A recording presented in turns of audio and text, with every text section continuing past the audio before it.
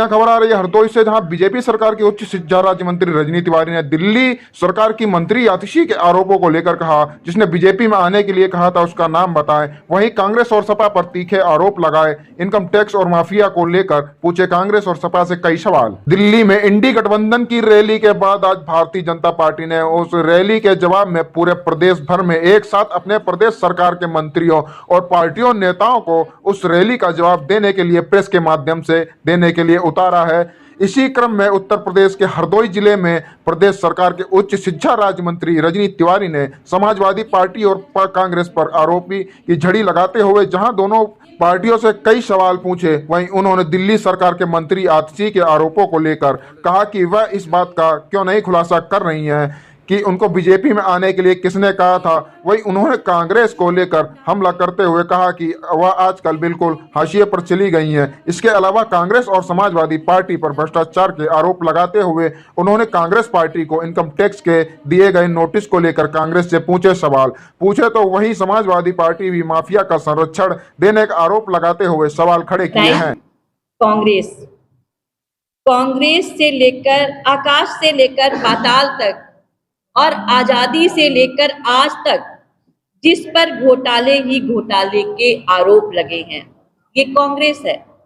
इसका शीर्ष नेतृत्व 5,000 करोड़ रुपए के घोटाले में जेल से बेल पर चल रहा है। जीप घोटाले से लेकर हेलीकॉप्टर घोटाले तक और देश के लोकतंत्र को बदनाम करने से लेकर चीन की सत्तारूढ़ पार्टी से MOU साइन करने तक इन पर आरोप लगे हुए हैं। और मजा है कि ये गर्व से इसे बताते नहीं थकते, ये बहुत गर्व महसूस करते हैं इसे बताने में। कांग्रेस के तमाम नेता जी भर के जिस पार्टी को हर दिन गाली देते थे, आज उनके साथ गलबहियां कर रहे हैं। सपा के बारे में आप सबको पता है, लेकिन फिर भी आपके माध्यम से मैं बताना चाहूंगी। सब जानते हैं कि इन्होंने किस तरह से भ्रष्टाचार किया है। भ्रष्टाचार तो पूरा देश जानता ही है, लेकिन इनके परिवारवाद से भी उत्तर प्रदेश की जनता पीड़ित रही है। जो पार्टी कभी कांग्रेस को देश की सबसे बड़ी भ्रष्टाचारी पार्टी कहा करती थी, आज उन्हीं के साथ खड़ी दिखाई दे रही है। सपा मुखिया सनातन धर्म और रामचरितमानस पर आपत्तिजनक बयान देने वाले पार्टी नेताओं पर चुप रहते हैं, कभी एक शब्द नहीं कहते।